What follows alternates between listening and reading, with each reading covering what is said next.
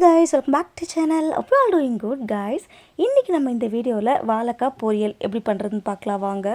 வீடியோக்குள்ள போறதுக்கு முன்னாடி நம்மளோட சேனல் ஃபர்ஸ்ட் டைம் பார்க்கறதா இருந்தா மறக்காம சேனல் சப்ஸ்கிரைப் பண்ணிக்கோங்க. இந்த வாழைக்காய் பொரியல் பண்றதுக்கு முதல்ல ஸ்டவ் ஆன் பண்ணி ஒரு அகலமான கடாயில கொஞ்சமா எண்ணெய் சேர்த்துக்கோங்க.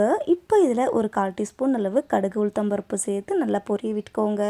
அடுத்ததாக ஒரு 1/4 டீஸ்பூன் அளவு சோம்பு, ஒரு 2 கொத்து கருவேப்பிலையும் சேர்த்துக்கோங்க. இது கூடவே ஒரு 10 பல்லு பூண்டை நல்லா க்ரஷ் பண்ணி சேர்த்துக்கோங்க. அப்புறம் ஒரு பெரிய வெங்காயத்தை நல்லா ஃபைனாக சாப் பண்ணி சேர்த்துட்டு ஒரு 2-3 நிமிஷத்துக்கு மட்டும் நல்லா மிக்ஸ் பண்ணி விட்டுக்கோங்க. இந்த மாதிரி லைட்டாக வதங்கி வந்த உடனேயே நம்ம கட் பண்ணி வச்சுருக்க வாழைக்காவை இதில் சேர்த்துக்கோங்க.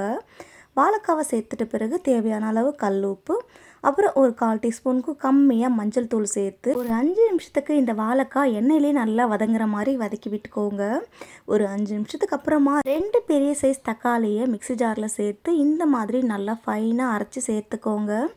இந்த வாழைக்காய் பொரியலுக்கு நம்ம தண்ணி எதுவும் சேர்க்க போகிறதில்ல. இந்த தக்காளியிலேருந்து வர தண்ணியிலேயே வாழைக்காய் ரொம்பவே சூப்பராகவே குக் ஆகிடுங்க. தக்காளி சேர்த்து கொஞ்சம் நேரத்துக்கு நல்லா மிக்ஸ் பண்ணி விட்டுட்டு ஒரு மூடி போட்டு கரெக்டாக ஒரு 2-3 நிமிஷத்துக்கு மட்டும் நல்லா குக் பண்ணிக்கோங்க. இடையில மூடி ஓப்பன் பண்ணி மிக்ஸ் பண்ணி விட்டுக்கோங்க. அப்போ தான் அடிப்பிடிக்காமல் இருக்கும். வாழைக்காய் ஒரு 3/4 பாக அளவு வெந்து வந்த உடனே நம்ம மசாலா சேர்க்க போகிறோம். அதுக்கு ஒரு 1/4 டீஸ்பூன் அளவு குழம்பு மிளகாய் தூள், 1/4 டீஸ்பூன் மல்லித்தூள், 1/4 டீஸ்பூன் மட்டன் மசாலா, அப்புறம் 1/4 டீஸ்பூன் அளவு தனி மிளகாய் தூள் சேர்த்து இந்த மசாலாவோட பச்சை மணம் மாறி வர வரைக்கும் மிக்ஸ் பண்ணி விட்டுக்கோங்க. மசாலாவோட பச்சை மணம் மாறி வந்த உடனேயே வாழைக்காய் வெந்திருக்கான்னு செக் பண்ணிக்கோங்க. அப்படி வேகலைன்னா கொஞ்சமாக தண்ணி தெளித்து நல்லா வேக வச்சுக்கோங்க.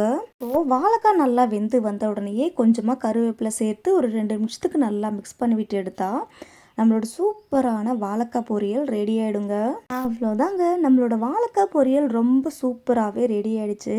இதில் நம்ம மட்டன் மசாலா, சோம்பு, அப்புறம் பூண்டெல்லாம் சேர்த்துருக்கிறதுனால ரொம்பவே டேஸ்டியாக இருக்குங்க. அதுவும் இந்த வாழைக்காய் பொரியலை சுட சுட சாதம், ரசம், சாம்பார், அப்புறம் தயிர் சாதம், லெமன் சாதம், எல்லா சாதத்துக்குமே ஒரு சூப்பரான சைட் டிஷ்ஷாக இருக்குங்க. இதே மாதிரி ட்ரை பண்ணி பார்த்துட்டு எப்படி இருக்குன்னு கமெண்ட் பண்ணுங்கள். இந்த மாதிரி குக்கிங் வீடியோஸ்க்கு நம்மளோட சேனலை like, share, comment and subscribe பண்ணிக்கோங்க. தேங்க்யூ ஃபார் வாட்சிங்.